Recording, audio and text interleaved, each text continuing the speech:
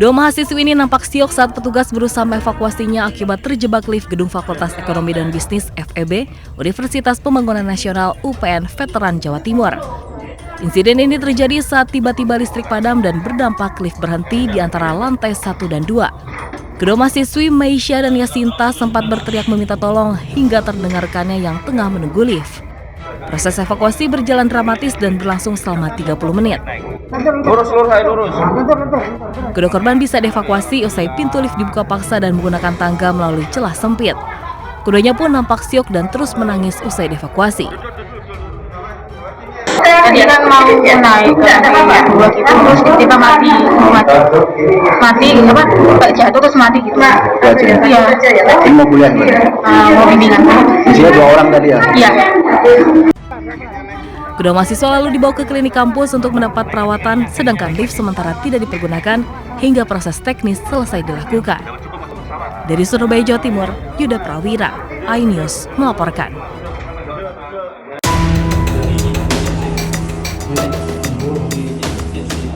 Butuh uang untuk biaya melamar kekasihnya, ABS, 26 tahun, warga desa Sukolego, Sukodono ini membobol brankas dan mencuri emas senilai 500 juta rupiah di tempat kerjanya sendiri. Pelaku karyawan bagian teknisi melakukan aksinya saat jam pulang kerja. Dari hasil pemeriksaan polisi, diketahui pelaku masuk ke dalam ruang pribadi pemilik perusahaan dengan cara menjebol plafon, kemudian membobol brankas emas. Sejumlah emas batangan dan perhiasan senilai 500 juta rupiah dibawa kabur pelaku. Untuk mengelabui petugas dan korban, pasca kejadian, pelaku tetap masuk kerja seolah-olah tidak tahu terkait kasus pencurian emas di dalam brankas. Ada antam, ada cincin, ada gelang. Adapun total kerugian daripada korban adalah kurang lebih 500 juta rupiah. Pada saat kejadian, posisi pemilik rumah tidak ada, yang ada adalah hanya 2 orang karyawan yang saat itu ada di rumah maupun di tempat usaha milik korban. Saat ini pelaku ditahan di dalam sel di Polresta Sidoarjo. Sementara barang bukti uang tunai 17 juta rupiah, sisa hasil kejahatan serta sejumlah perhiasan emas yang belum sempat dijual diamankan petugas.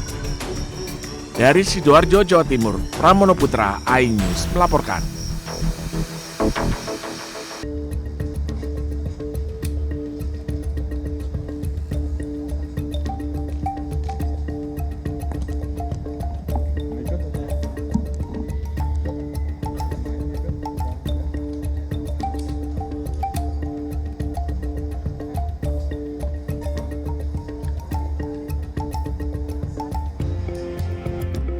Selamat siang rekan-rekan media, Kapolri, beserta jajaran.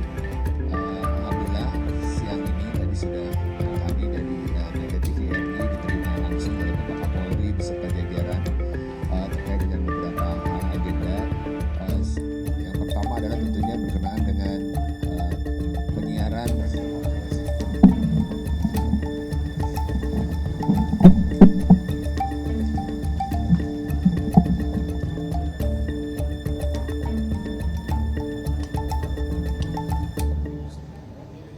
dari Satgas nanti akan kita minta, namun dari saya tentunya kita minta untuk masyarakat karena Piala Dunia adalah tontonan bersama yang mengutamakan sportivitas dalam hal olahraga, ya tentunya kita menonton dengan suasana yang penuh dengan sportif, jangan sampai nanti dikotori oleh hal-hal yang kemudian justru malah merusak dari semangat sportivitas itu, antara lain dengan adanya penyelenggaraan masalah judi yang tentunya itu aturannya sudah jelas bahwa itu melanggar dan itu tentunya harus dihindari. Saya kira itu.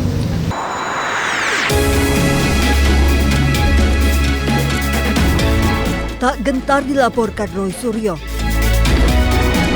Datangi Polda Metro Jaya, Rismon membawa serta buku barunya yang berjudul Monografi Otentifikasi Ijazah Jokowi.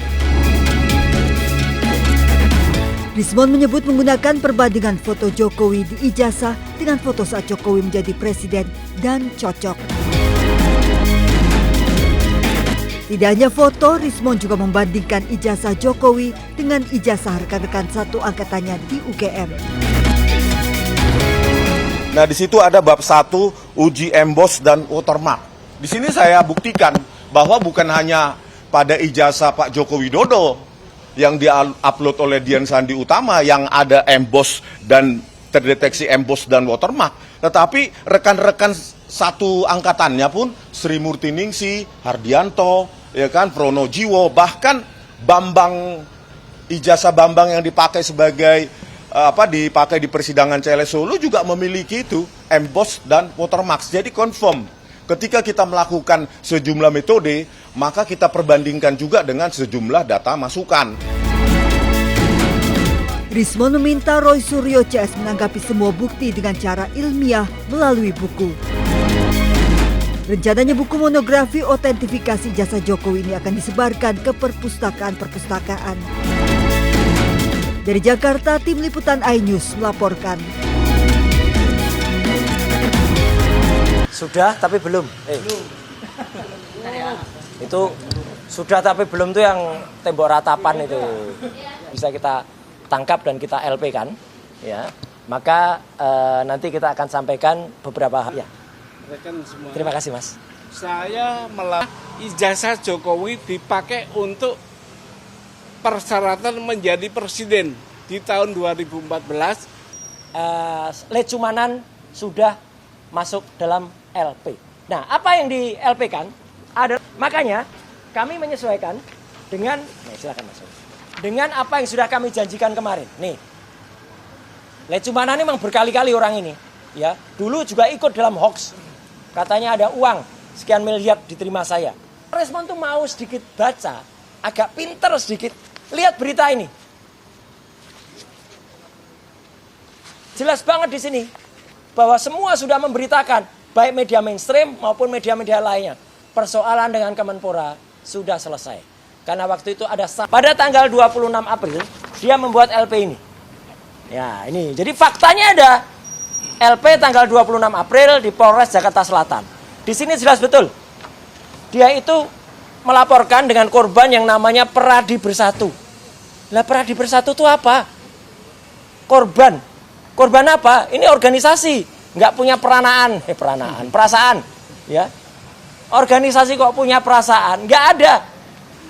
Jadi kita nggak hanya berjanji, tapi kita memberi bukti. Karena hukum itu harus tidak boleh hanya tajam ke bawah, termul ke atas, ya, gitu ya. Jadi semuanya harus tajam. Nah, laporan yang kedua itu adalah untuk orang yang mengaku bernama Dr. Eng Rismond Hasilan Sianipar M. Eng, ya. Harus begitu cara ngucapinnya, karena doktornya palsu, ya. Makanya di sini nggak kami tulis doktornya, nanti kami